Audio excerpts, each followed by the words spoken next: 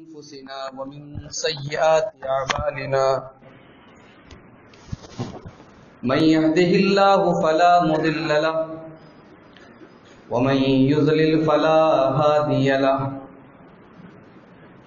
وأشهد أن لا إله إلا الله وحده لا شريك له وأشهد أن محمدا عبده ورسوله يا أيها الذين آمنوا اتقوا الله حق تقاته ولا تموتن إلا وأنتم مسلمون يا أيها الناس اتقوا ربكم الذي خلقكم من نفس واحدة وخلق منها زوجها وبث منهما رجالا كثيرا ونساء واتقوا الله الذي تساءلون به والأرحام إن الله كان عليكم رقيبا يا أيها الذين آمنوا اتقوا الله وقولوا قولا سديدا يصلح لكم أعمالكم ويغفر لكم ذنوبكم ومن يطع الله ورسوله فقد فاز فوزا عظيما أما بعد فإن خير الحديث كتاب الله وخير الهدي هدي محمد صلى الله عليه وسلم وشر الأمور محدثاتها وكل محدثة بدعة وكل بدعة ضلالة وكل ضلالة في النار. أعوذ بالله من الشيطان الرجيم. بسم اللہ الرحمن الرحیم. واعتصموا بحبل اللہ جميعا ولا تفرقوا واذکروا نعمت اللہ علیکم اذ کنتم اعداء فألف بین قلوبکم فاصبحتم بنعمته اخوانا وکنتم على شفا حفرة من النار فانقذکم منها كذلك يبين الله آياته للناس لعلهم يتفكرون. محترم حضرات، بزرگوں، نوجوان بھائیوں، پیارے بچوں، اللہ تبارک و تعالیٰ کے گھر میں ہم اور آپ جمع ہوئے ہیں ایک انتہائی اہم اور وقت کی ضرورت کے عنوان پر، اتحاد و اتفاق. میرے بھائیوں، ہم اور آپ جس دین کو مانتے ہیں، ہمارا دین اتحاد اس دین کی بنیادوں میں ہے. ہمارے دین کی ہر چیز ہمیں اتحاد کی دعوت دیتی ہے. اس دین کے اندر داخل ہونے کے لیے جو کلمہ پڑھا جاتا ہے، سب سے بڑی اتحاد کی بنیاد تو یہ کلمہ ہے. دنیا کے اندر تقریباً ہر 5واں انسان مسلمان ہے. اتنی آبادی اس وقت پوری دنیا میں مسلمانوں کی ہے کہ ہر 5واں آدمی مسلمان ہے. زبانیں الگ ہیں، کلچرز الگ ہیں، تہذیبیں الگ ہیں، ملک الگ ہیں. کوئی گورا ہے، کوئی کالا ہے، کوئی لمبا ہے، کوئی ناٹا ہے، کوئی عربی ہے، کوئی عجمی ہے. لیکن دنیا کے کروڑوں مسلمانوں کو ایک چیز ہے جو متحد کرتی ہے، جو یونائٹڈ کرتی ہے، جو انہیں ایک دھاگے میں پیروتی ہے، اور وہ چیز ہے لا الہ الا اللہ محمد رسول اللہ. یہ کلمہ ہے. ہمارا کٹر دشمن بھی یہ کلمہ پڑھ لیتا ہے تو ہمارے لیے ہمارا بھائی بن جاتا ہے. اس کے حقوق ہمارے ذمہ واجب ہو جاتے ہیں. وہ بیمار ہو تو اس کی عیادت ہمارے لیے ضروری ہے. وہ مر جائے تو اس کے جنازے میں جانا ضروری ہے. وہ سلام کرے تو جواب دینا ضروری ہے. کٹر دشمن تھا، خون کا پیاسا تھا، لیکن یہ کلمہ پڑھ لیا، ہمارا بھائی بن گیا. یہ اس کلمے کی خاصیت ہے.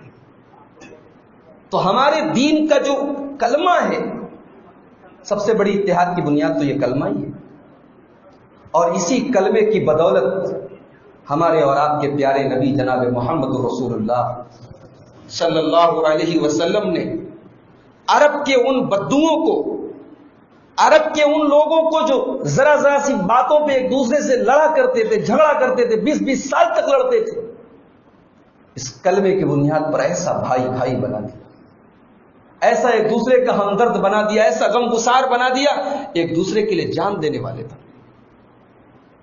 قرآن کریم اس نعمت کا تذکرہ کرتا ہے، وَاذْكُرُوا نِعْمَتَ اللَّهِ عَلَيْكُمْ إِذْ كُنْتُمْ أَعْدَاءً، میرے بندو تم یاد کرو، تم ایک دوسرے کے دشمن تھے، خون کے پیاسے تھے، ذرا ذرا سی بات پہ لڑا کرتے تھے، چھوٹی چھوٹی باتوں پہ جنگیں ہوا کرتی تھی۔ اذ کنتم اعداء، جب تم ایک دوسرے کے دشمن تھے، فألف بین قلوبکم، اللہ تبارک و تعالیٰ نے اپنے نبی کو بھیج کر تمہارے دلوں میں الفتیں پیدا کر دی، تمہیں بھائی بھائی بنا دیا۔ فاصبحتم بنعمتہ اخوانا، اللہ تعالیٰ نے اپنے رسول کو بھیج کر اپنا دین نازل کر کے تمہیں ایک دوسرے کا بھائی بھائی بنا دیا۔ وَكُنْتُمْ عَلَى شَفَا حُفْرَةٍ مِّنَ النَّارِ فَأَنْقَذَكُم مِّنْهَا، اور میرے بندو تم جہنم کے گڑھے کے کنارے تھے، تم شراب بھی پیتے تھے، تم زنا بھی کرتے تھے، تم چوریاں بھی کرتے تھے، تم ڈاکے بھی ڈالتے تھے، تم دنیا بھر کی برائیوں میں گرفتار تھے۔ ہم نے اپنے نبی کو بھیج کر، ہم نے اپنے رسول کو بھیج کر تمہیں جنت کا راستہ دکھا دیا، ہم نے تمہیں وہ رسول دیا، ہم نے تمہیں وہ نبی دیا۔ وَكُنْتُمْ عَلَى شَفَا حُفْرَةٍ مِّنَ النَّارِ، تم جہنم کے گڑھے کے کنارے تھے، بالکل جہنم میں جانے والے تھے۔ فَأَنْقَذَكُم مِّنْهَا، اللہ نے اپنے نبی کو بھیج کر تمہیں جہنم سے بچا لیا۔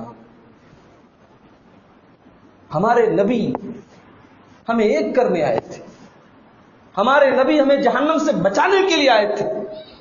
آج ہم کیا کر رہے ہیں؟ اسی نبی کا نام لے کر، اسی نبی کے نام پہ کانفرنسیں کر کے ہم یہ طے کرتے ہیں کہ کون جہنم میں جا رہا ہے۔ اس نبی کا نام لے کے ہم کفر کے فتوے لگاتے ہیں، فلاں کافر، فلاں کافر، فلاں کافر۔ کیا حال ہے مسلمانوں ہمارا؟ ہمارے نبی نے تو پتھر کھا کے ملایا ہے، ہمارے نبی نے تو زخم سہ کے لوگوں کے دلوں کو جوڑا ہے، اور ہم نفرتیں پیدا کر رہے ہیں، ہم دور کر رہے ہیں، ہم فتوے لگا رہے ہیں، فلاں سے نہیں ملنا، کافر ہو جاؤ گے، اس سے ملا تو نکاح ٹوٹ جائے گا، اس سے ملے تو یہ ہو جائے گا، اس سے ملے تو وہ ہو جائے گا۔ کیا سلام کرنے سے نکاح ٹوٹتا ہے؟ مسافر کرنے سے نکاح ٹوٹتا ہے؟ اللہ کے پیارے نبی فرماتے ہیں، اے ایمان والو، اے مسلمانوں، اللہ کی قسم تم لوگ جنت میں نہیں جا سکتے ہو حتی تحابوا، جب تک تمہارے دلوں میں ایک دوسرے کی محبت نہ پیدا ہو جائے۔ ولا تحابوا، اور اے ایمان والو تم ایک دوسرے کے دلوں میں، تمہارے دلوں میں ایک دوسرے کی محبت یہاں تک پیدا نہیں ہو سکتی ہے جب تک تم آپس میں ایک دوسرے کو سلام نہ کیا کرو۔ نبی اکرم نے تو سلام کرنے کی تعلیم دی، آپ نے کبھی نہیں سکھایا کہ مسلک پوچھ کے سلام کرو، برادری پوچھ کے سلام کرو، خاندان پوچھ کے سلام کرو۔ میرے نبی نے تو تعلیم دی، سلم علی من تعرف وعلی من لا تعرف، پہچانتے ہو تو بھی سلام کرو، نہیں پہچانتے داڑھی والا ہے، ٹوپی والا ہے، اپنا مسلمان بھائی ہے، سلام کرو۔ اس سے کوئی مطلب نہیں کون سے قبیلے کا ہے، کون سی برادری کا ہے، کون سے علاقے کا ہے، کون سے مسلک کا ہے۔ او لوگوں، نبی اکرم تو تمہیں ملانے کے لیے آئے تھے، تمہیں متحد کرنے کے لیے آئے تھے، لیکن آج تم اس نبی کا نام لے کر ایک دوسرے سے دوریاں پیدا کر رہے ہو۔ آؤ میں ذرا مثال بتاتا ہوں آپ کو، نبی اکرم نے کیسے ملایا ہے، کیسے اتحاد و اتفاق پیدا کیا ہے۔ اللہ کے پیارے نبی مکہ سے ہجرت کر کے مدینہ پہنچتے ہیں۔ آپ کو معلوم ہوگا، جو ہمارے بھائی حج کر چکے ہیں، عمرہ کر چکے ہیں، وہ جانتے ہیں مکہ سے مدینہ 480 کلومیٹر دور ہے۔ آج کار کے ذریعے بائی روڈ آدمی جاتا ہے، 5-6 گھنٹے لگتے ہیں، 7 گھنٹے لگتے ہیں۔ اس زمانے میں تو سوچو کتنا لمبا سفر تھا۔ مکہ سے مدینہ چلو یہ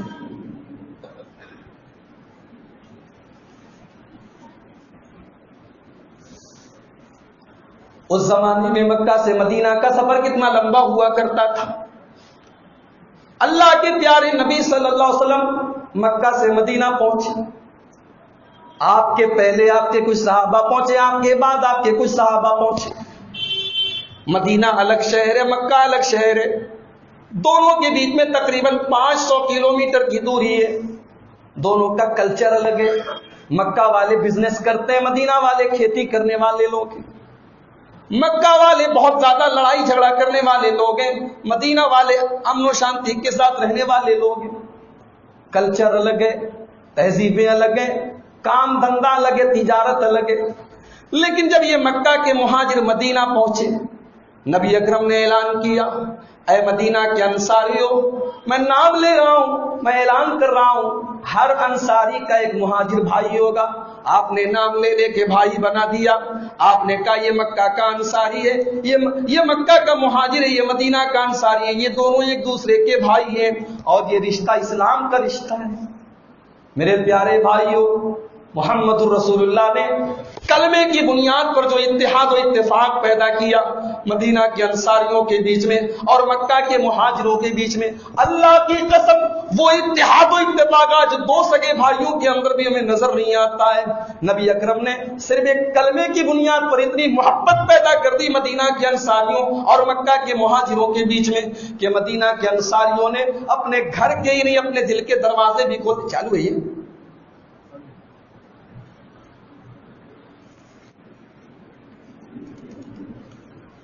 مدینہ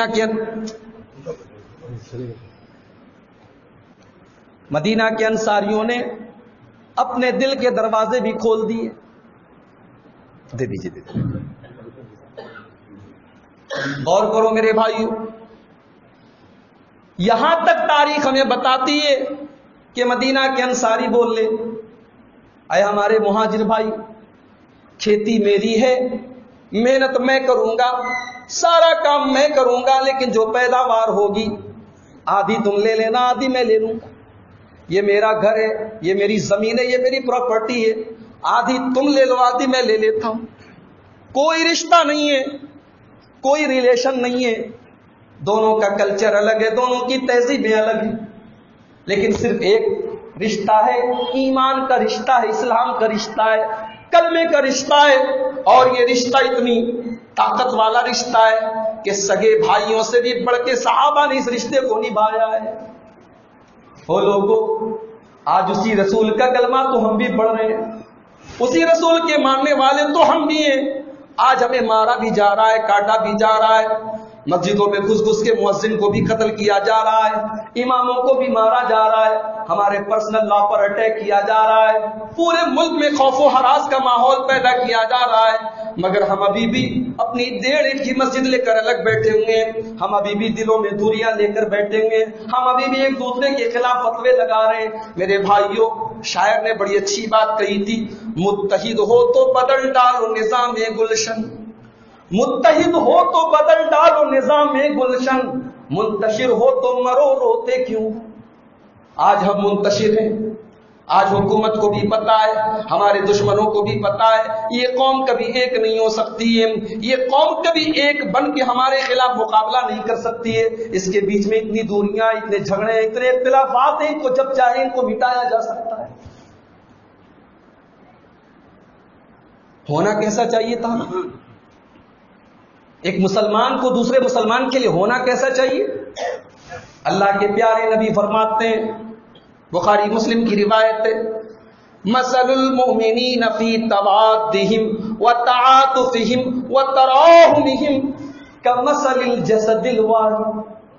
اللہ کے نبی فرما رہے ہیں کہ مسلمانوں کو تو آپس میں ایک دوسرے کا ایسا ہمدرد ہونا چاہیے, ایک دوسرے سے اتنی محبت کرنے والا, اتنا پیار کرنے والا, اتنا جان نشاور کرنے والا ہونا چاہیے. کمثل الجسد الواحد, جیسے ایک انسان کی باڈی ہوتی ہے, جیسے انسان کا شریر ہوتا ہے، انسان کا بدن ہوتا ہے، اشتکا منہ عضو، اگر بدن کا کوئی پارٹ بھی تکلیف میں پڑتا ہے، پیر میں کانٹا چبھ جاتا ہے، تداعی لہ سائر الجسد بالسہر والحمى، اللہ کے نبی فرما رہے پورا کا پورا بدن بے چین ہو جاتا ہے، بخار آ جاتا ہے، آنکھوں سے آنسو بہنے لگتے ہیں، پیر میں کانٹا لگا ہے، آنسو آنکھ سے بہ رہے، آنکھ کبھی نہیں کہتی کہ کانٹا تو پیر میں لگا ہے میں کیوں کانٹا پیر میں لگا ہے، لیکن احساس آنکھوں کو ہو رہا ہے، احساس پورے بدن کو ہو رہا ہے۔ اللہ کے نبی فرمانا چاہتے ہیں مسلمانوں تم ایک دوسرے کے لیے ایسے بنو جیسے انسان کی باڈی ہوا کرتی ہے۔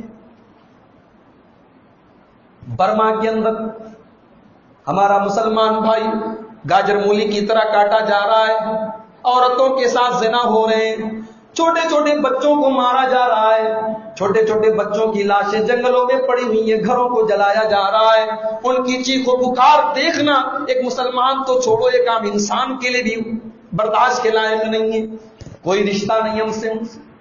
وہ برما کے، ہم انڈیا کے، ان کی بھاشا الگ، ان کی زبان الگ، ان کی لینگویج الگ، لیکن ہاں ایک رشتہ ہے، اسلام کا رشتہ ہے، ایمان کا رشتہ ہے، محمد رسول اللہ نے جو کلمہ ہمیں دیا ہے اس کلمے کا رشتہ ہے، وہ کلمہ ہمارے دلوں میں ان کی محبت پیدا کرتا ہے۔ لیکن میرے بھائیوں کہنا تو بڑا آسان ہے کہ ہاں پوری دنیا کے مسلمان ہمارے بھائی ہیں، ذرا اپنے سینے پر ہاتھ رکھ کے بتاؤ، ذرا اپنے دل پر ہاتھ رکھ کے بتاؤ، جب بھی دعا کے لیے ہاتھ اٹھایا ہے کیا آپ نے فلسطینی بھائیوں کے لیے دعا کی ہے؟ کیا آپ نے برما کے بھائیوں کے لیے دعا کی ہے؟ کیا دنیا کے اپنے مظلوم بھائیوں کے لیے دعا کی ہے؟ اللہ کے نبی فرماتے ہیں ایمان کا رشتہ تو ایسا رشتہ ہے کہ جسم انسانی جس طریقے سے پورے جسم کے اندر کہیں پر بھی تکلیف ہوتی ہے پورا جسم بے چین ہو جاتا ہے، ویسے ہی دنیا میں کہیں بھی مسلمان کو تڑپایا جائے، مارا جائے، لوٹا جائے، اس کا درد اور احساس ہمارے دلوں کے اندر بھی ہونا چاہیے۔ ایک دوسری حدیث دیکھیے، بخاری شریف کی روایت ہے، اللہ کے پیارے نبی صلی اللہ علیہ وسلم فرماتے ہیں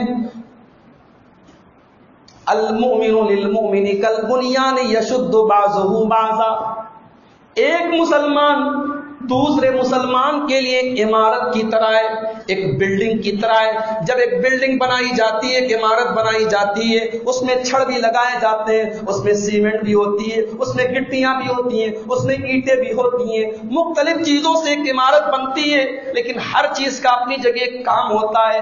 ایسا ہم نہیں کہہ سکتے کہ صرف چھڑ کا کام ہے، صرف سیمنٹ کا کام ہے، صرف پتھروں کا کام ہے، تمام چیزیں مل کر کے عمارت بنا رہی ہیں۔ اللہ کے نبی فرماتے ہیں مسلمانوں ایک مسلمان دوسرے مسلمان کے لیے عمارت کی طرح ہونا چاہیے۔ ایک عمارت ایک دوسرے کو طاقت دیتی ہے، اینٹیں اپنا کام کر رہی ہیں، چھڑ اپنا کام کر رہا ہے، سیمنٹ اپنا کام کر رہی ہے، روغن اور پینٹ اپنا کام کر رہا ہے۔ مسلمان ایک دوسرے کو طاقت دینے والا، ایک دوسرے کو سپورٹ کرنے والا، ایک دوسرے کی مدد کرنے والا ہوتا ہے۔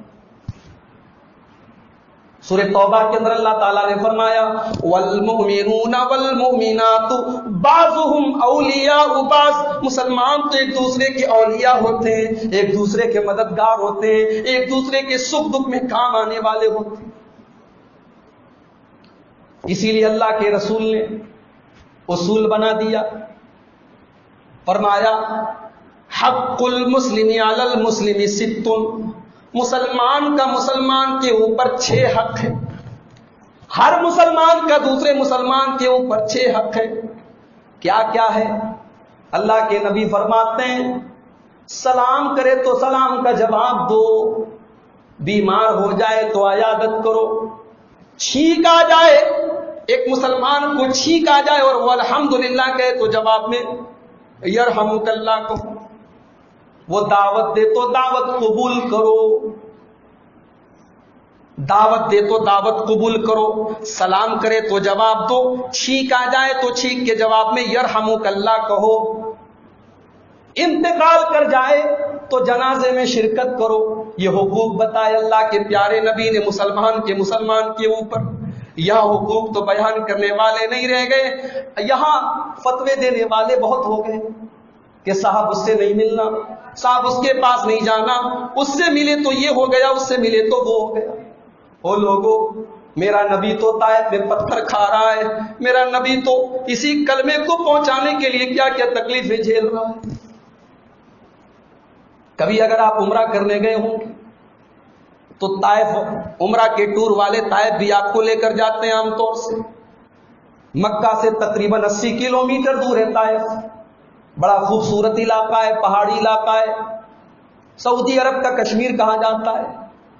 1400 سال پہلے اللہ کے نبی جب مکہ کی سرزمین پر اسلام کی تبلیغ کر رہے تھے، اسلام کی دعوت کو پہنچا رہے تھے، اور جب مکہ والے میرے نبی کے اوپر ایمان نہیں لا رہے تھے، میرے نبی کا مذاق اڑا رہے تھے، میرے نبی کو تکلیفیں دے رہے تھے، نماز کی حالت میں میرے نبی کے اوپر اونٹنی کی بچہ دانی لا کے رکھ رہے تھے، نماز کی حالت میں اللہ کے نبی کی گردن میں چادریں ڈال کے اللہ کے نبی کا گلا دبانے کی کوشش کر رہے تھے۔ جب میرے نبی مایوس ہو گئے، آپ کو بتایا گیا کہ طائف بڑا اچھا علاقہ ہے، بڑے امیر لوگوں کا علاقہ ہے، بڑے بڑے چودھری لوگوں کا علاقہ ہے، اللہ کے نبی کسی کو بتاتے نہیں ہیں۔ چپکے سے حضرت زید ابن حارثہ کے ساتھ، حضرت زید کے ساتھ اللہ کے نبی طائف نکل جاتے ہیں۔ اور آپ کو یہ جان کر حیرت ہوگی میرے بھائیوں، میرے نبی نے مکہ سے طائف کا یہ 100 کلومیٹر کے قریب کا سفر پیدل طے کیا تھا، پیدل طے کیا تھا، صرف اس امید میں کہ شاید کچھ لوگ میرا کلمہ پڑھیں، کچھ لوگ توحید کے راستے پر آ جائیں، کچھ لوگ جہنم سے بچ جائیں۔ اللہ کے نبی طائف پہنچے، طائف کے بڑے بڑے چودھریوں کے پاس، بڑے بڑے سرداروں کے پاس پہنچے، انہیں اسلام کی دعوت دیتے ہیں، لیکن وہ بدبخت، میرے نبی کا کلمہ پڑھنا اور میرے نبی کی دعوت کو قبول کرنا تو بڑی دور کی بات ہے۔ وہ میرے نبی کا مذاق اڑاتے ہیں، وہ کہتے ہیں چلے جاؤ، اللہ تعالیٰ کو کوئی اور نہیں ملا تو تمہیں کو بنا دیا رسول۔ میرے نبی کو جسمانی تکلیف سے زیادہ روحانی تکلیف دی جا رہی ہے، میرے نبی کو ذہنی اور مینٹلی ٹارچر کیا جا رہا ہے۔ کہا کہ جاؤ، اللہ تعالیٰ کو کوئی اور نہیں ملا، تم کو نبی بنا۔ اللہ کے پیارے نبی 10 دن تک طائف کی سرزمین پر رہتے ہیں، لیکن ایک آدمی بھی طائف کا کلمہ پڑھنے کو تیار نہیں ہے۔ اللہ کے نبی مایوس ہو جاتے ہیں، واپس آنے لگتے ہیں، لیکن طائف کے بہت بدبخت محلے کے لچے لفنگوں کو، اپنے علاقے کے لچے لفنگے لڑکوں کو اللہ کے نبی پر پتھر برسانے کے لیے چھوڑ دیتے۔ ہائے وہ نبی جو رحمت کائنات بن کر آئے، جو محسن انسانیت بن کر آئے، جو دنیا کو جہنم کی راستے سے، جہنم کے راستے سے بچانے کے لیے آئے، آج اس نبی پر پتھر برسائے جا رہے ہیں۔ حضرت زید اپنے نبی کو بچانے کی کوشش کر رہے ہیں، مگر پتھر تو چاروں طرف سے آ رہے ہیں، وہ ایک طرف سے بچا سکتے ہیں، وہ کہاں سے بچائیں گے؟ اتنا پتھر پڑا میرے نبی کے اوپر، پیروں میں خون بہنے لگے اور آپ کے جوتوں میں خون جم جاتا ہے۔ نبی اکرم طائف سے نکلتے ہیں، 3 کلومیٹر دور آگے بڑھتے ہیں، ایک مشرک کے پاک میں جا کے اللہ کے نبی پناہ لیتے ہیں، پھر آسمان کی طرف نگاہ اٹھاتے ہیں، اپنے رب کی بارگاہ میں ہاتھ اٹھاتے اور کہتے ہیں اللہم، اے اللہ، انی اشکو الیک ضعف قوتی وقلت حیلتی وہوانی علی الناس۔ اے اللہ، میں دنیا میں کسی کے آگے شکوہ نہیں کرتا ہوں، اے اللہ تو میرا رب ہے، تو کمزوروں کا رب ہے، تو ساری دنیا کا رب ہے، اے اللہ میں تیری بارگاہ میں شکوہ کر رہا ہوں، اے اللہ آج تیرا نبی اپنے آپ کو بڑا کمزور محسوس کر رہا ہے، اے اللہ آج میری کوئی تدبیر کام نہیں کر رہی ہے، اے اللہ آج لوگوں نے مجھے بڑا حقیر بنا کے چھوڑ دیا ہے، اے اللہ الی من تکلنی، تو مجھے کس کے حوالے کر رہا ہے، الی بعیدی یتجہمنی، یہ لچے لفنگے مل کر کے میرے اوپر پتھر برسا رہے ہیں، ام الی عدو ملکتہ امری، اے اللہ تو نے مجھے کن لوگوں کے حوالے کر دیا ہے؟ مگر اس نبی کی دریائے رحمت دیکھو میرے بھائی، پتھر کھائے ہیں، خون بہ رہے، لیکن فرشتہ آ کر اجازت مانگتا ہے، اے اللہ کے نبی اگر آپ حکم دے دیں ان اطبق علیہم اللخشبین، پوری طائف کی بستی کو تباہ کر دیا جائے، پہاڑوں کے بیچ میں ان کو کیما کیما کر دیا جائے، ان کو پیس کے ختم کر دیا جائے۔ لیکن نبی رحمت جواب دیتے ہیں نہیں نہیں، میں دنیا میں لوگوں کو ختم کرنے نہیں آیا ہوں، میں لوگوں کو ہلاک کرنے کے لیے نہیں آیا ہوں، بل ارجو ان یخرج اللہ من اصلابہم من یعبد اللہ وحدہ لا شریک لہ۔ اگر یہ ایمان نہیں لاتے، اگر یہ میرا کلمہ نہیں پڑھتے، ہو سکتا ہے کہ ان کی آنے والی نسلیں میرا کلمہ پڑھ لیں۔ وہ لوگوں، ہمارے نبی نے تو اسلام کو پہنچانے کے لیے پتھر کھائے، تکلیفیں سہیں، اور آج ہم اسلام سے نکال رہے ہیں، ہم کفر کے فتوے لگا رہے ہیں، ہم مسجدوں سے بھگا رہے ہیں، ہم مسجدوں سے نکال رہے ہیں، ہم لوگوں کے دلوں میں دوریاں پیدا کر رہے ہیں۔ اگر اب ہم متحد نہیں ہوں گے تو کب ہوں گے؟ ایک غیر مسلم شاعر کہتا ہے،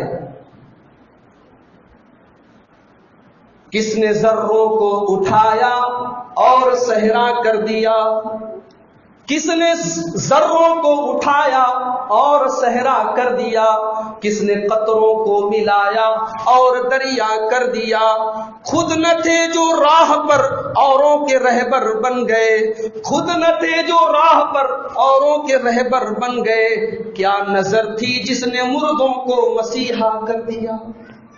میرا نبی تو مردوں کو مسیحا کرنے کے لیے آیا تھا، لوگوں کے دلوں میں ایمان کی روح ڈالنے کے لیے میرے نبی آئے تھے، لیکن آج اس نبی کا کلمہ پڑھ کے ہم اسلام والوں کو کفر کے فتوے لگانے ہوں گے۔ لیکن ہاں میرے بھائیوں، میں یہ بھی کہنا چاہوں گا، اتحاد و اتفاق کی باتیں کرنا آسان ہے، اس کو پیدا کرنے کا فارمولہ بھی سمجھ لو۔ آج پوری امت فرقوں میں بٹی ہے، بے شمار فرقے ہیں، بے شمار مسلک ہیں، اور یہ کوئی عجیب بات نہیں ہے، کوئی حیرت کی بات نہیں ہے، اس کی پیشن گوئی تو خود اللہ کے نبی فرما چکے ہیں۔ ابو داؤد کتاب الایمان کی روایت ہے، عبداللہ ابن عمرو بن عاص رضی اللہ تعالیٰ عنہ فرماتے ہیں، اللہ کے پیارے نبی صلی اللہ علیہ وسلم فرماتے ہیں، میری امت کے اوپر بھی وہ تمام حالات آئیں گے جو بنی اسرائیل کے اوپر آئے تھے، حذو النال بالنال، جیسے ایک پیر کا جوتا دوسرے پیر کے جوتے کے بالکل برابر ہوتا ہے، ایسا نہیں ہوتا ایک پیر میں 8 نمبر کا جوتا پہنے دوسرے میں 5 نمبر کا پہنے، ایسا کبھی نہیں ہوتا، 2 پیروں کے جوتے سیم ہوتے ہیں۔ اللہ کے پیارے نبی فرماتے ہیں میری امت کے لوگ بھی بنی اسرائیل کے نقش قدم پر چلیں گے، جو وہ کریں گے وہی یہ لوگ بھی کریں گے۔ وَإِنَّ بَنِي إِسْرَائِيلَ تَفَرَّقَتْ عَلَىٰ 72 مِلَّةٍ، بنی اسرائیل کے اندر 72 فرقے پیدا ہوئے تھے، وَتَفْتَرِقُ عَلَىٰ 73 مِلَّةٍ، لیکن میری امت تو بنی اسرائیل سے بھی ایک قدم آگے نکل جائے گی، ان کے اندر 72 فرقے پیدا ہوئے، میری امت کے اندر 73 فرقے پیدا ہو جائیں گے۔ اور اگلا جملہ اللہ کے نبی نے جو استعمال کیا ہے، کلہم فی النار، میری امت کے اندر پیدا ہونے والے یہ تمام کے تمام فرقے جہنم میں چلے جائیں گے، الا ملۃ واحدہ، مگر ہاں ایک ملت ایسی ہوگی، ایک جماعت ایسی ہوگی جو جنت میں جائے گا، جو نجات پا جائے گا۔ صحابہ نے یہ نہیں پوچھا اے اللہ کے نبی وہ کون سے فرقے ہوں گے جو جہنم میں جائیں گے، ان کی ڈیٹیل بتا دیجیے۔ صحابہ نے جہنمیوں کی ڈیٹیل نہیں مانگی، صحابہ نے جنتیوں کی ڈیٹیل مانگی۔ کہا اے اللہ کے رسول، ایک جماعت جو آپ فرما رہے کہ نجات پا جائے گی، جو جماعت جنت میں جائے گی، ذرا اس کی پہچان بتا دیجئے، ذرا اس کا مسلک بتا دیجئے، ذرا اس کا منہج بتا دیجئے۔ اللہ کے نبی نے نام تو نہیں بتایا لیکن کام بتا دیا، فرمایا ما انا علیہ واصحابی، جو میرے اور میرے صحابہ کے نقش قدم پر چلے گی، جو میرے اور میرے صحابہ کے منہج پر چلے گی، جو مجھ سے سچی محبت کرے گی اور میرے صحابہ سے سچی محبت کرے گی، جو میرے اور میرے صحابہ کے طریقے کو فالو کریں گے، وہی لوگ نجات پائیں گے۔ اتحاد و اتفاق پیدا کرنا ہے میرے بھائیوں، نبی اکرم کا منہج اپنا لو، نبی اکرم کا راستہ اپنا لو۔ نبی اکرم کا راستہ کون سا راستہ ہے؟ مسند احمد کی حدیث اٹھاؤ، حضرت ارباز ابن ساریہ، آپ کو کسی کا نام ارباز نہیں ملے گا، لوگ ارباز نام رکھتے ہیں، ارباز نام تو کہیں نہیں ہے لیکن ارباز نام رکھنا چاہیے صحابی کا نام۔ ارباز ابن ساریہ صحابی ہیں، کیا کہتے ہیں؟ اللہ کے رسول تقریر کر رہے ہیں، خطبہ دے رہے ہیں، اور اتنا بہترین خطبہ دے رہے ہیں. وجلت منہل قلوب. اس خطبے کو سننے کے بعد صحابہ کہتے کہ ہمارے دل لرز اٹھے, کانپ اٹھے. وزرفت منہل عیون. اور اس خطبے کو سننے کے بعد ہماری آنکھوں سے آنسو بہنے لگے. ہم نے کہا اے اللہ کے نبی, آج آپ نے ایسی تقریر کی ہے, آج آپ نے ایسا خطبہ دیا ہے کأنہا موعظۃ مودعین, ایسا لگ رہا ہے کہ آپ زندگی کی آخری تقریر فرما رہے ہیں, الوداعی تقریر کر رہے ہیں. جب کوئی جانے لگتا ہے سفر پہ, یہ دنیا سے جانے لگتا ہے, جب وہ قیمتی باتیں بتا کے جاتا ہے, اے اللہ کے نبی آج آپ کی تقریر ہمیں ویسی معلوم ہو رہی تھی. اے اللہ کے رسول, ہم چاہتے ہیں کہ اس موقع پر آپ ہمیں کچھ نصیحت فرما دیں, کچھ کام کی باتیں بتا دیں, کچھ مفید باتیں بتا دیں. اب ذرا سنو اپنے رسول کی زبان سے وہ قیمتی بات. اللہ کے پیارے نبی صلی اللہ علیہ وسلم فرماتے ہیں, اے میرے صحابہ, انی قد ترکتکم علی البیضاء, میں تم کو جس راستے پہ چھوڑ کے جا رہا ہوں وہ بالکل کلیئر راستہ ہے, اس پہ کوئی پہیلی نہیں ہے, اس کو سمجھنا, اس پہ چلنا کسی کے لیے کوئی مشکل کام نہیں ہے. میں تم کو جو دین دے کے جا رہا ہوں, جو شریعت دے کے جا رہا ہوں, وہ شریعت بالکل آسان ہے. طلاق کا مسئلہ آیا, آج قانون بنایا جا رہا ہے دوسروں کے رحم و کرم پر آ جمے کہ قانون پاس نہ ہو کسی طریقے سے. ہم کبھی کانگریس کے پاس جا رہے ہیں, کبھی ان کے پاس, کبھی ان کے پاس جا رہے ہیں کہ کسی طریقے سے یہ بل روک دیا جائے. کبھی آپ نے یہ غور کیا کہ یہ نوبت کیوں آئی؟ ایک ساتھ 3 طلاق دینا, کیا یہ طلاق کا صحیح طریقہ تھا؟ کیوں نہیں ہمارے علماء نے بتایا کہ یہ طلاق کا بالکل غلط طریقہ ہے. ایک ساتھ اگر کوئی 3 طلاق دے دے تو 1 ہوتی ہے یا 3 ہوتی ہے, اس میں اختلاف ہے, لیکن اس میں کوئی اختلاف نہیں ہے کہ یہ طلاق کا غلط طریقہ ہے, یہ ناجائز طریقہ ہے, یہ طریقہ نبی کے خلاف ہے, یہ طریقہ قرآن کے خلاف ہے. قرآن نے تو طلاق کا پورا ایک طریقہ بتایا ہے کہ اگر کبھی میاں بیوی کے بیچ میں جھگڑا ہو جائے اور جھگڑے کو ختم کرنے کی کوئی صورت باقی نہ بچے تو قرآن یہ کہتا ہے الطلاق مرتان, تو شوہر کو چاہیے کہ اپنی بیوی کو طلاق دے دے, لیکن ایک بار میں ایک طلاق دے. اب بیوی اس کے گھر میں رہے گی, 3 مہینے تک بیوی گھر میں رہے گی. 3 مہینہ ایک لمبا ٹائم ہے. جب بیوی ساتھ میں رہے گی, شوہر کو بیوی کی ضرورت محسوس ہوگی, آٹومیٹک شوہر اپنی غلطی پر شرمندہ ہوگا, بیوی کو بھی احساس ہوگا, اور ہو سکتا ہے کہ 3 مہینے کے اندر وہ کبھی بھی رجوع کر لیتے ہیں تو بڑا اچھا ہے, نہیں کرتے ہیں تو اسلام یہ کہتا ہے کہ 3 مہینے کے بعد نکاح ختم ہو جاتا ہے, طلاق واقع ہو جاتی ہے, نکاح ختم ہو جاتا ہے. لیکن ایک طلاق دے کے جب آدمی بیوی سے نکاح ختم کرتا ہے تو اس میں گنجائش اس بات کی ہے کہ شوہر اور بیوی اگر دوبارہ پھر سے شادی کرنا چاہیں تو پھر سے نکاح کر سکتے ہیں. سوچو اسلام نے کتنا سوچنے سمجھنے کا ٹائم دیا ہے. ہم نے کیا کیا, شوہر باہر سے آیا شراب کے نشے میں, بیوی سے بولا طلاق طلاق طلاق, ختم, کہانی ختم. صرف یہ شوہر اور بیوی کا تو رشتہ نہیں ختم ہوا, پوری ایک فیملی برباد ہو گئی, چھوٹے چھوٹے بچے تباہ ہو گئے. پھر آدمی مولوی کے پاس پہنچا, مولوی صاحب میں نے 3 طلاق دے دی. اب مولوی صاحب کہتے ہیں جناب طلاق تو ہو گئی, اب کیا کرنا پڑے گا؟ مولوی صاحب مجھے بڑی شرمندگی ہے, میں بیوی کو چھوڑنا نہیں چاہتا, چلو تمہیں حلالہ کرانا پڑے گا. غور کرو میرے بھائیوں, ایک تو غلط کام ہم نے کیا اور پھر اس غلط کام کو صحیح ٹھہرانے کے لیے ایک اور غلط کام کیا جا رہا ہے. میرے بھائیوں, کیا آپ نے اللہ کے نبی کی وہ حدیث نہیں سنی, لعن اللہ المحلل والمحلل له, اللہ کی لعنت و حلالہ کرنے والے پر اور جس کے لیے حلالہ کروایا جائے. یہ زنا کاری کی ایک شکل ہے. اسلام نے قطعی اس کو پسند نہیں کیا ہے, قرآن و حدیث میں اس کا کوئی ثبوت نہیں ہے. لیکن آج ہماری بدعملی کی وجہ سے, قرآن و حدیث کی آج ہمیں جانکاری نہ ہونے کی وجہ سے طلاق کا غلط طریقہ رائج ہوا, عورتوں پر ظلم ہوا, عورتیں سپریم کورٹ گئی اور آج نوبت یہاں پہنچی. اور اس کے بعد بھی جب سپریم کورٹ نے یہ کہا کہ مسلمانوں تم آپس میں اس مسئلے کو حل کر لو, تب بھی ہمارے علماء کی آنکھیں نہیں کھلی, تب بھی ہم نہیں جاگے. کہ اس مسئلے کو ہم آپس میں بیٹھ کے سلجھا لیں، حکومت تک یہ مسئلہ نہ جائے۔ آج حکومت اس کو عورتوں کی آزادی کے نام پہ، عورتوں کے ظلم اور ان کو اتیاچار سے آزادی کے نام پہ آج قانون بنا رہی ہے۔ اور ابھی آپ انتظار کیجئے، ابھی تو اور بہت سارے راستے کھلیں گے کہ جناب ایک سے زیادہ شادیاں بھی جو ہے مسلمان کرتے ہیں، اس کی وجہ سے بڑا عورتوں پر ظلم ہو رہا ہے، لہذا 2 شادیوں پر بھی بین کر دیا جائے، پھر ایک راستہ کھل جائے گا حکومت کے ساتھ۔ یہ ہماری آپس کی نا اتفاقی کا نتیجہ ہے۔ ہم بیٹھ کے مسلک کھیل رہے ہیں اور ہمیں برباد کرنے والے ہمیں مکمل طریقے سے بدنام کرنے، برباد کرنے پر تلے ہوئے۔ میرے پیارے بھائیوں، قرآن نے صرف نعرہ نہیں دیا ہے اتحاد کا، قرآن نے اتحاد کا طریقہ بھی بتایا ہے۔ اللہ تعالیٰ فرماتا ہے وَاعْتَصِمُوا بِحَبْلِ اللَّهِ جَمِيعًا، اے ایمان والو تم اللہ کی رسی کو مل کر تھام لو۔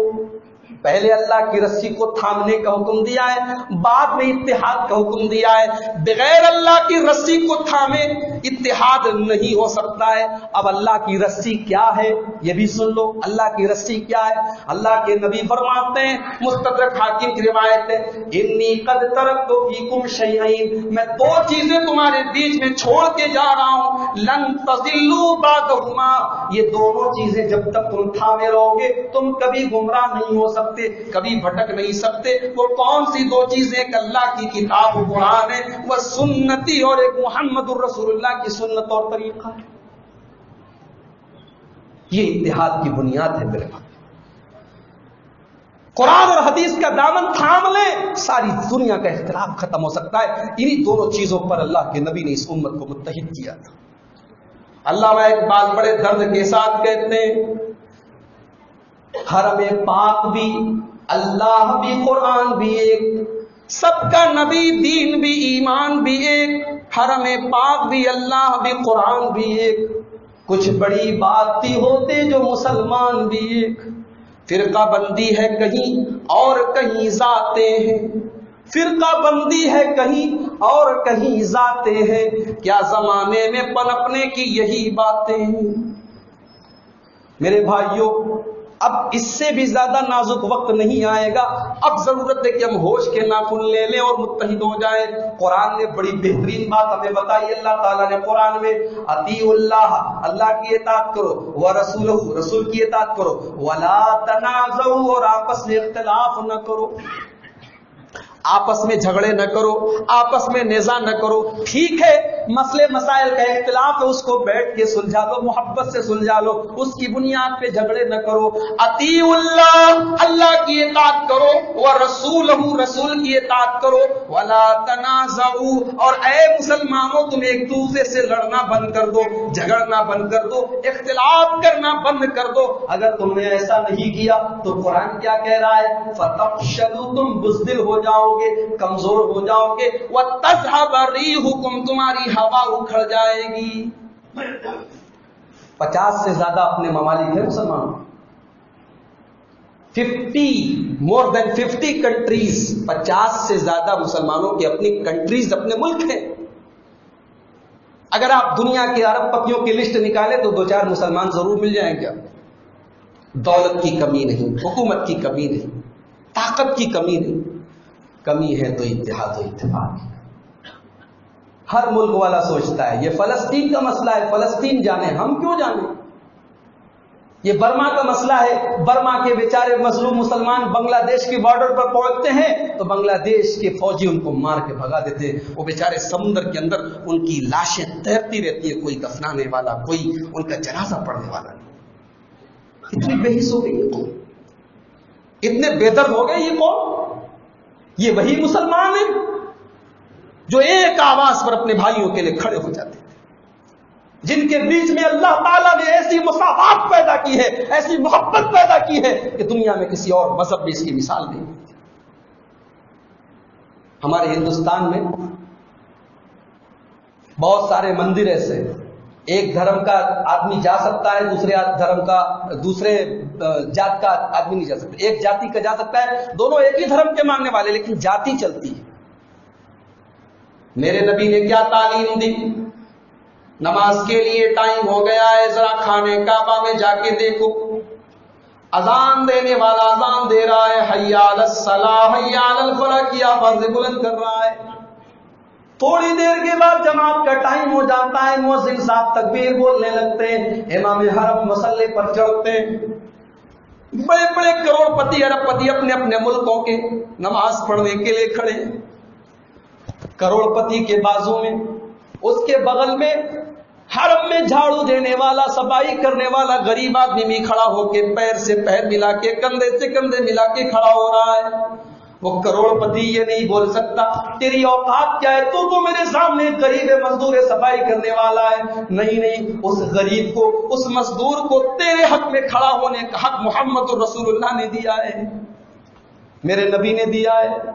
میرے نبی نے اصول بتایا ہے، لا فضل لعربی علی عجمی.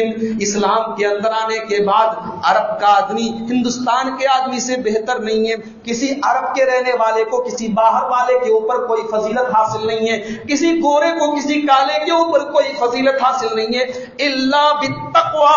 ہاں، جس کے دل میں جتنا تقوی ہوگا، جتنی پرہیزگاری ہوگی، جتنا اللہ کا ڈر ہوگا، اتنا زیادہ اس کا اللہ کیا مقام ہوگا.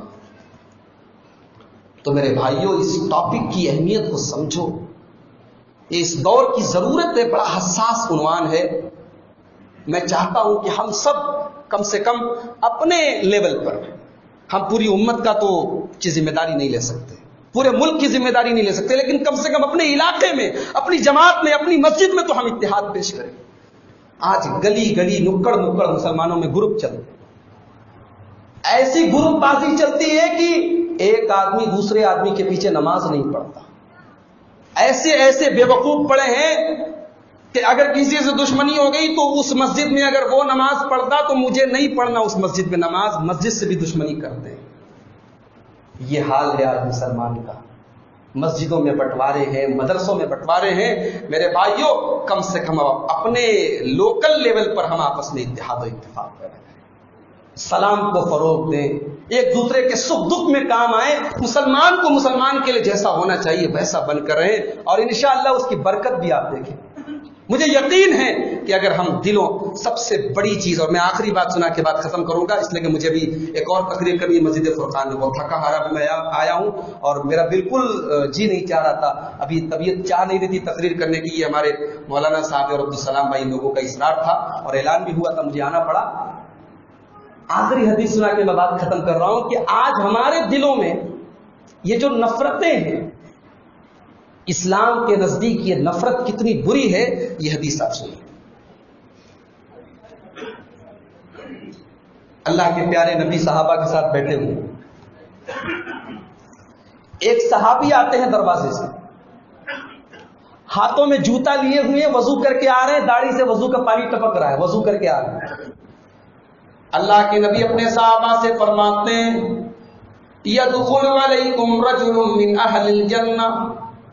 اے میرے صحابہ، تھوڑی دیر کے بعد دیکھنا اسی دروازے سے ایک جنتی آدمی آنے والا ہے. صحابہ کی نظریں دروازے پہ لگ جاتی ہیں.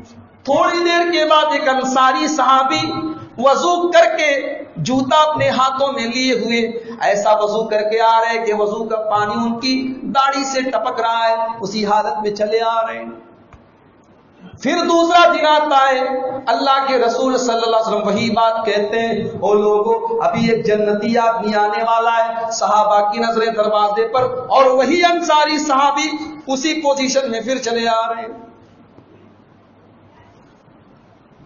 3 دن تک لگاتار ایسا ہوتا ہے. صحابہ کرام سوچ میں پڑ جاتے ہیں کہ آخر ان کے اندر ایسی کون سی خاص بات ہے. اللہ کے نبی ایک بار نہیں، 2 بار نہیں، 3 بار ان کو جنتی کہہ رہے ہیں. ایک صحابی کھڑے ہو جاتے ہیں، عبداللہ بن عمرو بن عاص، اور اس انصاری صحابی کا پیچھا کرنے لگتے ہیں. ان کے گھر پہنچتے ہیں، دروازے پر پہنچتے ہیں، سلام کرتے ہیں اور کہتے ہیں، میرے انصاری بھائی، میرے باپ سے جھگڑا ہو گیا ہے اور میں نے اپنے باپ کے ساتھ 3 دن تک میں نے سوچا ہے کہ اپنے باپ کے گھر میں میں نہیں رہوں گا، میں چاہتا ہوں کہ میں 3 دن تک آپ کے گھر میں رہوں. صحابہ کرام کے مکان چھوٹے تھے مگر دل بڑے تھے. ہمارے یہاں آج مہمان آ جائے تو عورتوں کے ماتھے پہ بل پڑ جاتے، یہ کہاں سے مصیبت آ گئی. وہاں 3 دن تک مہمان آ رہا ہے، اور بن بلائے آ رہا ہے، اور صحابی کہہ رہے یہ تو میرے لیے بڑی خوشی کی بات ہے، آئیے میرے گھر میں آئیے۔ حضرت عبداللہ کہتے ہیں میں انصاری صحابی کے گھر میں 3 دن تک قیام کرتا ہوں، 3 دن تک اسٹے کرتا ہوں، 3 دن تک میں ان کے گھر ٹھہرتا ہوں، کھانا بھی کھاتا ہوں، نماز بھی پڑھتا ہوں۔ میں نے غور کیا صرف یہ پتا کرنے کے لیے کہ اللہ کے نبی نے ان کو جنتی کیوں کہا ہے، کہتے غور کیا میں نے 3 دن تک ان کے 24 گھنٹے پر نظر ڈالی تو کوئی خاص کام تو نہیں کر رہے تھے۔ 5 ٹائم کی نماز ہم بھی پڑھتے، وہ بھی پڑھتے، ہم بھی قرآن پڑھتے، وہ بھی قرآن پڑھتے، ہم بھی اپنا کام دھندا کرتے، وہ بھی اپنا کام دھندا کرتے، بلکہ وہ تو رات میں تہجد کی نماز بھی نہیں پڑھتے تھے، رات میں سو جاتے تھے تو سیدھے فجر کی نماز پڑھتے تھے، ہاں اگر رات میں نیند کھل جاتی تھی تو سبحان اللہ الحمدللہ اللہ اکبر یہ سب اللہ کا ذکر کرتے تھے۔ بولے جب 3 دن پورا ہو گیا تو میں ان سے بولا کہ اے میرے انصاری بھائی، نہ تو میرے باپ سے جھگڑا ہوا تھا اور نہ ہی کوئی ایسی بات تھی کہ میں اپنے باپ کے ساتھ رہنا نہیں چاہتا تھا، بلکہ حقیقت یہ ہے کہ اللہ کے پیارے رسول نے آپ کو لگاتار 3 دن تک جنتی کہا تھا، میں وہی دیکھنا چاہتا تھا کہ کیوں آپ کو جنتی کہا جا رہا ہے، لیکن معاف کیجئے آپ کے اندر مجھے کوئی خاص چیز تو نظر نہیں آئی۔ اب آپ ہی بتائیے کہ آپ کون سا ایسا عمل کرتے ہیں کہ نبی اکرم نے آپ کو 3 دن جنتی کہا ہے لگاتار؟ انصاری صحابی بولے ایسا کوئی خاص عمل تو میں نہیں کرتا ہوں۔ پھر تھوڑی دیر سوچ کے بولے ہاں ایک چیز ہے، شاید اس کی وجہ سے اللہ تعالیٰ نے مجھ کو یہ مقام دیا، ایک چیز ہے میرے اندر، کیا ہے؟ لا اجد فی قلبی غشا لأحد من المسلمین، میں اپنے دل کے اندر کسی مسلمان بھائی کو دھوکہ دینے کی نیت نہیں رکھتا ہوں، کسی کے ساتھ دھوکہ دڑی کرنا، فراڈ کرنا، بے ایمانی کرنا، چوری کرنا، یہ میری عادت نہیں ہے، میرا دل بالکل صاف ہے، میرے دل میں کسی بھی مسلمان کے لیے کوئی دھوکہ دڑی، کوئی کینہ کپٹ نہیں ہے۔ ولا احسد احدا، اور دوسری چیز یہ ہے کہ اگر کسی کو اللہ تعالیٰ نے مجھ سے زیادہ پیسہ دے دیا، مجھ سے زیادہ نام دے دیا، مجھ سے اونچا مکان بنوا دیا، مجھ سے زیادہ شہرت دے دی، تو میں کبھی کسی سے حسد نہیں کرتا، میں کسی کے خلاف اپنے دل میں جلن پیدا نہیں کرتا، اس کی قسمت اس کے ساتھ، میری قسمت میرے ساتھ، میری تقدیر میں جو لکھا ہے وہ لے نہیں سکتا، اس کی تقدیر میں جو لکھا ہے وہ میں نہیں لے سکتا، یہ جذبہ ہے، میں کسی سے حسد نہیں کرتا۔ حضرت عبداللہ ابن عمرو بن عاص کہتے ہیں اللہ کی قسم یہی وہ چیز ہے جس نے تم کو جنتی بنا دیا، یہی وہ چیز ہے جس نے تمہیں جنتی بنا دیا، اور یہ چیز سب کے بس کی بات ہے۔ میرے بھائیوں، نبی اکرم کی یہ حدیث آپ نے سن لی ہے، ایک کان سے سن کے دوسرے کان سے اڑا نہ دو۔ آؤ اللہ کے گھر میں بیٹھے ہیں ہم، آؤ دل میں یہ تہیہ کریں، یہ عزم کریں کہ اپنے دل سے کینہ اور کپٹ کو انشاءاللہ نکال پھینکیں گے۔ اس دل سے حسد کے جذبات کو، اپنے مسلمان بھائی کے لیکن اور کپٹ کے جذبات کو نکالیں گے، اس دل کی حفاظت کریں گے، اس دل کو پاک و صاف رکھیں گے، اور امت کے اتحاد میں ہم سب سے جتنا ہو سکے گا ہم امت کے اتحاد میں اپنا اپنا رول انشاءاللہ ادا کریں گے۔ آئیے اللہ سے ہم دعا کریں اس نازک وقت میں اللہ تعالیٰ اس امت کو متحد ہونے کی توفیق عطا فرمائے، اللہ تعالیٰ اس امت کو کتاب و سنت پر، قرآن و حدیث پر متحد ہونے کی توفیق عطا فرمائے، اللہ تعالیٰ اس امت کی حفاظت فرمائے۔ اے اللہ ہم تجھ سے دعا کرتے ہیں تو ہمارے جان و مال کی، ہماری عزت و آبرو کی، ہماری مسجدوں کی، ہماری عبادت گاہوں کی تو حفاظت فرما۔ اے اللہ اس ملک کے ماحول کو خراب کرنے کی بڑی تیزی سے کوششیں ہو رہی ہیں، اے اللہ ہم اس ملک سے بھی محبت کرتے ہیں، یہ ہمارا وطن ہے، ہم یہاں پیدا ہوئے، ہمارے باپ دادا یہاں پیدا ہوئے، اسی مٹی میں دفن ہوئے، اے اللہ اس ملک کو تو دشمنوں کی نظروں سے تو اس کو بچا لے، اے اللہ اس ملک کے اندر جس محبت اور اتحاد کے ساتھ ایک زمانے سے لوگ چلے آ رہے ہیں، اسی محبت اور اتحاد کے ساتھ سب کو رہنے کی تو توفیق عطا فرما۔ اے اللہ جب تک ہم دنیا میں زندہ رہیں اسلام پر زندہ رہیں اور خاتمہ ہمارا ایمان پر ہو، آمین۔ وآخر دعوانا الحمدللہ رب العالمین، السلام علیکم۔